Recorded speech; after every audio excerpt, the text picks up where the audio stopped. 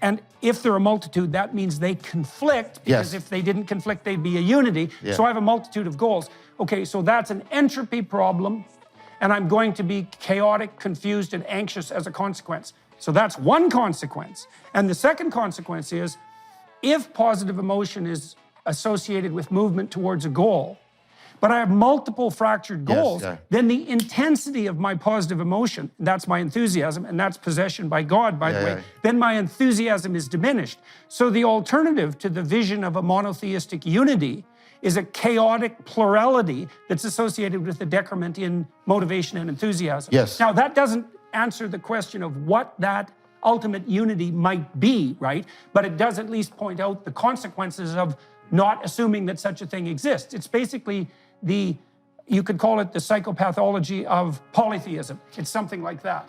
And when that's manifested socially, this is also something interesting. If you and I cannot agree on a unity of vision, now in the moment we're both exploring and we agree on that. So we can sit here without conflict. If we cannot agree on a unity of vision, then we are in conflict. Those are the only options. So now we have this problem. There has to be a unity, or else, these are the consequences. And then the mystery is, well, what constitutes that unity? I totally agree. I mean, you see arguments from Plotinus and Spinoza basically doing that move, which is, I think, I mean, there are some things you can say about the unity. It can't be at any level below ultimate reality. Right. It has to be, because that's sort of the definition of ultimate reality. Yes, exactly. And then you get, so I could add to the psychological, the epistemic, right? To understand something and to grasp it, its reality is an act of integration. It's an right? And so think about what science does. Here's all these disparate phenomena, and I have a unifying understanding. And then here's two different theories. Here's Darwinian natural selection, here's Mendelian genetics, and I get modern evolutionary theory, the grand synthesis, right? And why are scientists trying to find the ultimate? And those are profound syntheses, and they're profound because they point to a deep underlying unity. Exactly. And this is the Neoplatonic argument. And then you add in the argument I did at length in Ralston. If reality isn't, or if that fundamental grammar of intelligibility doesn't conform to a fundamental grammar, right. We are doomed. We are doomed to a radical solipsism, so it's not, I would argue, and I would ask people to look at the longer argument at Ralston, but you can't take the Kantian position that, yes, that is the grammar of intelligibility, but reality is somehow fundamentally different. Because just like Clarke's argument, different Clarke, Samuel Clarke, right? Like, Kant presupposes the existence of other minds with an epistemology that gives him no way of acknowledging the existence of other minds. Why is he writing the damn critique if he doesn't think, why is he upset when he doesn't get the reception? Because he believes that there are other minds, right, that and they're real and they're out there, and he somehow has access to them, and they have alternative frame. Right, so his implicit presuppositions and his explicit presuppositions don't match. He's in a performative contradiction, like Whitehead talks about. And so so the Neoplatonic argument is not the particulars, but the grammar of intelligibility and the grammar of reality have to ultimately... So this is actually really why I wanted to talk to you today. So this issue here. So I did a lecture for Ralston as well at Ephesus on the Greek idea of the logos. So I want to ask you some questions about this, and I suppose this has something to do possibly with Neoplatonism and Buddhism and Christianity.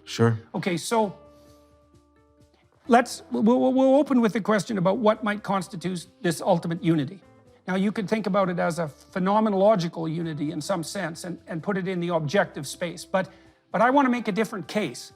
So I think the ultimate unity is better conceptualized as something that you might term a spirit, and we can get into your discussion. Jonathan and I, Okay, so a spirit is an animating principle, or a set of animating principles. And a universal spirit would be the same set of animating principles animating a lot of people simultaneously, right? So it's like a meme in the Dawkins sense, right? It's like a hyper meme. And so the question is, well, why should you conceptualize that as a spirit? So let me offer a proposition about what's happening in the biblical corpus. So there's some attempt to specify the implicit unity. And the way the biblical corpus does that is by laying out a sequence of narratives. And the narratives stress a different ultimate unity. Right. So, for example, in the story of Noah, here's the unity that's being pointed to. So you have Noah characterized as someone who's a wise man for his time and place, which is any of us could hope for. Yeah. Now, Noah has a intuition that the storms are coming, and he has faith in the intuition and acts on it. And then God is characterized as the source of the intuition. And faith, in Noah's case, is characterized as the willingness to abide by that intuition. That's the story. Against And then- all the people that are criticizing him. And Yeah. against all other things that might occupy his attention. Yes, He yeah. prioritizes that. Yes, yes. Okay, so and that's how he manifests faith in it. That's right. Okay, so now another story bumps up against that.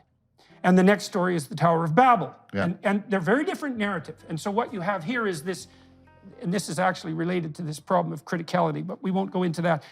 You have this proposition that human beings can build these towers of abstraction that can become totalitarian in Yes, their essence, yes, right? yes. And that God punishes that. Yeah, he destroys. And he fragments them. He fragments it and makes people confused. Yeah. Okay, so now that's a very different picture of God, Yes, yeah. the Noah God. Yeah. Okay, but they're contiguous. Yeah. They call that metonymy. Yeah. So there's an implication by juxtaposition that there's an identity between those two different things, Yeah. but they're very diverse. Okay, so then I'll just do two more of these. So Yeah. then you have the story of Abraham. Yeah. Now, Abraham is a slow starter, right? So he's very wealthy. His parents are wealthy. He lives a very privileged and sheltered life. But a spirit makes itself manifest to him, and the spirit is the call to adventure. And so God in the Abrahamic story is the spirit that calls even the comfortable out to the catastrophic adventure of their Yeah, life. yeah. And that's juxtaposed against these other two spirits. Then you have, let's say, Moses. Now you have a different characterization of the ultimate unity. And the ultimate unity in the story of Moses is the unity that announces itself in the burning bush, but also the spirit that punishes the tyrant Yeah. and that calls the slaves out of slavery. And, Okay, so now, the open future too. meaning? The gods of Egypt are gods of location and function. The God of Moses, and even so, this is a development of the God of Abraham. The God of Moses travels with people through space and time into an open future that they Right.